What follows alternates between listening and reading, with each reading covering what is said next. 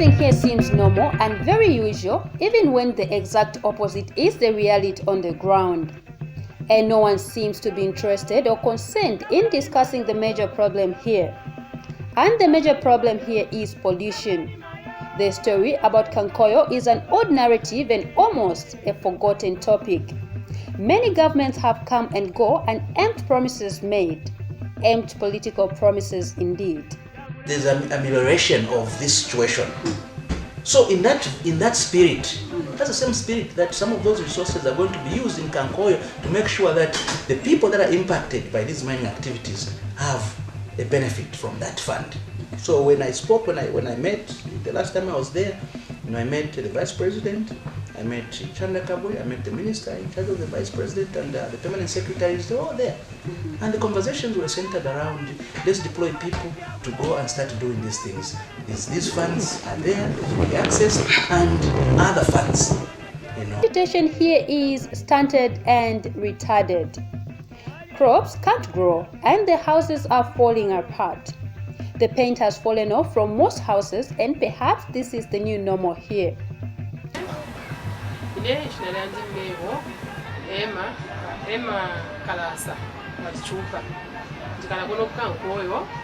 House number 384 section C. Kuno KANKOYO twaishireko 1996. Twaishire mu 1996 twalisangire kula fuma center. Yali fuma center. Nomba center yali fuma. Tayali nge yashira mu kufuma. Bantu yashira mu kufuma tetulanda chini center yali near city. So afa twale ikale fo fine twaleta fe twapema ko abashani kwa abashani. Cyo kwasaba time bampani washirisa.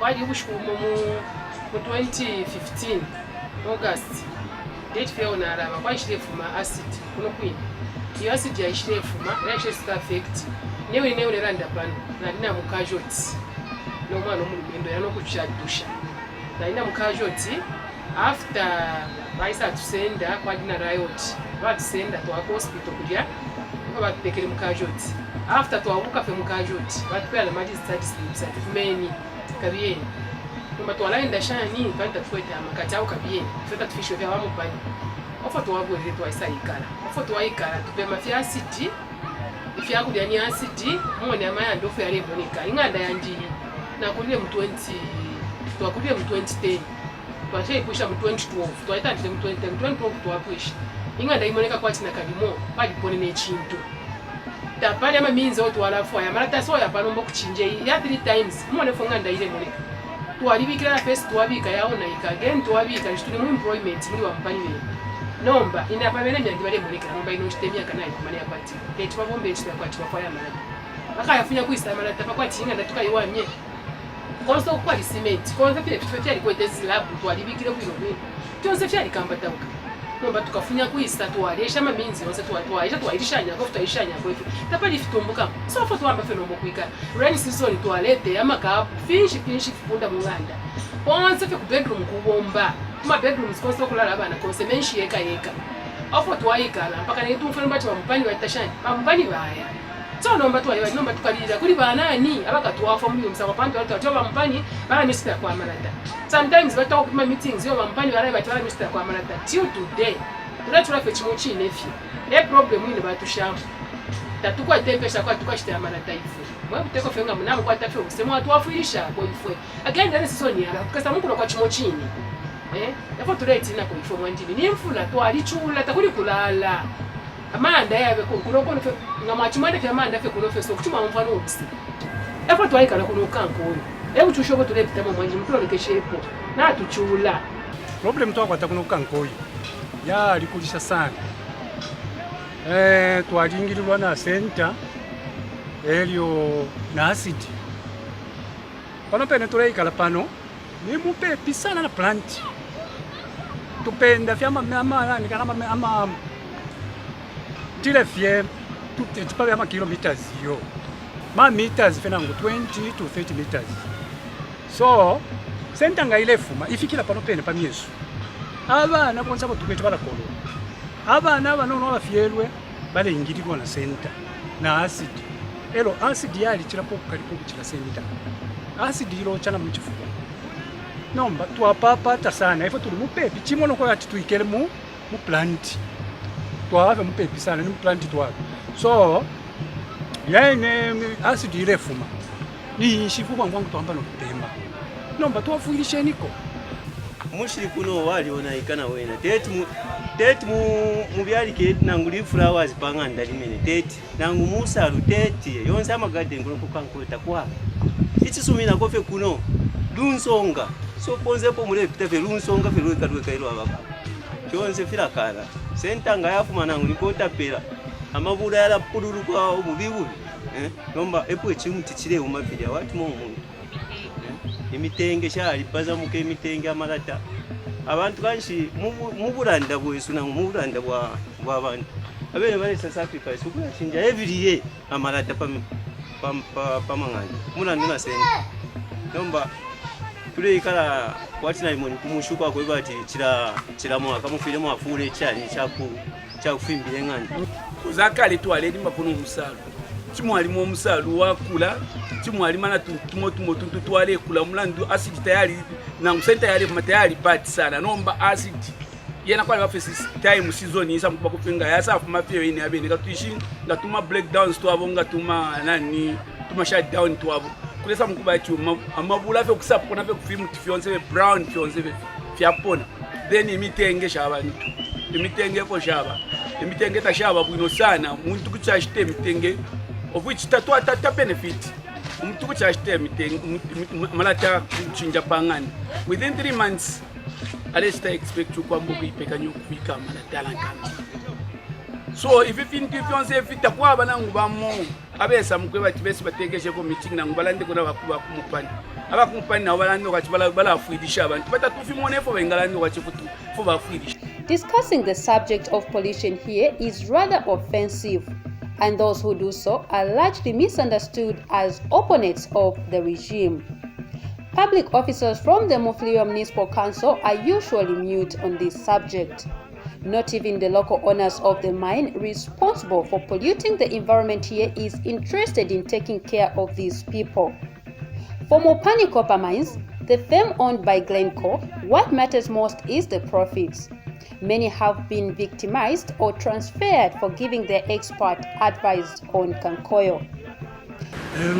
My full name is Brian Moyo. I work for Action Aid Zambia as the hub coordinator for the copper belt. It is a sad story to start with. Action Aid being a human rights organization, we feel the happenings there with regards to the cracked houses. It's a human rights issue that needs to be taken seriously by the government. And also we requesting the mining company also to improve their corporate conduct under the umbrella of human rights and business, because we believe the activities that they are currently doing are also impacting the livelihoods of the communities that live around the mining communities. So we feel the government needs to expedite their work with regards to relocating the communities in KANKOYO there, because it's more or less like a time bomb. A lot of things are happening underground with regards to the operations. So our humble request is the government to expedite their process of relocating the KANKOYO people. I believe the people themselves, they are the ones that are talking that they need to be relocated because the place is currently not habitable. Actually, the mountains that they are trying to declare to take to KANKOYO will not take any value. As Green and Justice, our campaign strategy for this policy still stands the same, that we need those people to be relocated. Looking at the tents which were provided in 2015, they are no longer in existence, they are damaged because of being exposed to sunlight and the sulfur dioxide emissions which have been coming from the plant. I can list and I assure the nation on this area to say the only viable information regarding to what we are trying to advocate for Green and Justice is just to advocate as a sustainable movement. The area itself is highly polluted. there's no vegetation in the area due to mining activities, the sulfur dioxide that comes from the mines. And the organization came up with this idea of starting the advocacy work in 2008 when quite a number of people from the community drank acidic water. And that's how there was an idea of coming together to see to it that at least there are people that are able to speak for the less privileged. This small mining town has been polluted since the 1930s when early mining activities just started here. For over 70 years now, nothing has been done to relocate the hundreds of families from these slums. At least, residents here call these slums home after all.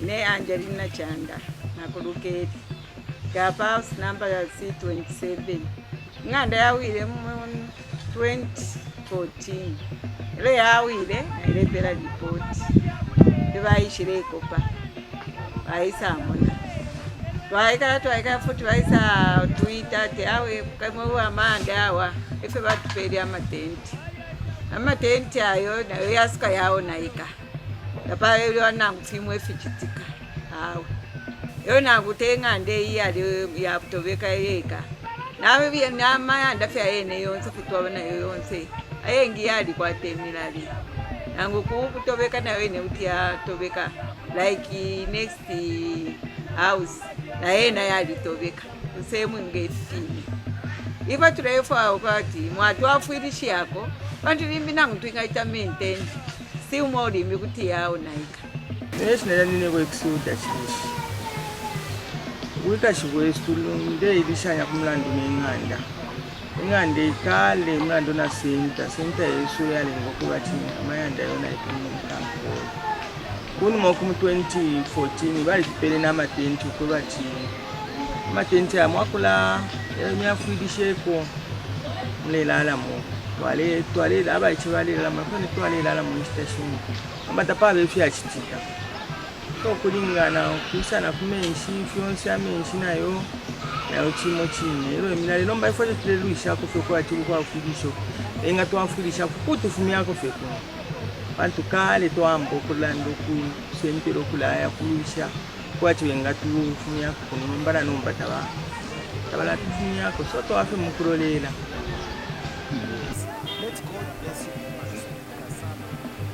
The problem of Kankoyo, as you have seen, I would say is very, very unfortunate. Due to pollution, the area is dilapidated, cracks in the walls of the houses, and people have been complaining. People complain to me as parish priest, such that as Green and Justice, we even went to an extent of going as far as signing documents that were even posted to the office of the Vice President. And they were actually approved. And we know that there's a grant that can be used. As we know, the only solution to this problem is the relocation. Otherwise, people will continue suffering and suffering because there's nothing that they can do. We cannot revegetate the area because of sulfur dioxide and the so-called acid which is now being emitted. As such, people need to be relocated. In fact, during the era of the former Vice President, Dr. Guy Scott, the place was found to where people can be relocated. Why can't they relocate them? Why can't that grant be used to relocate the people?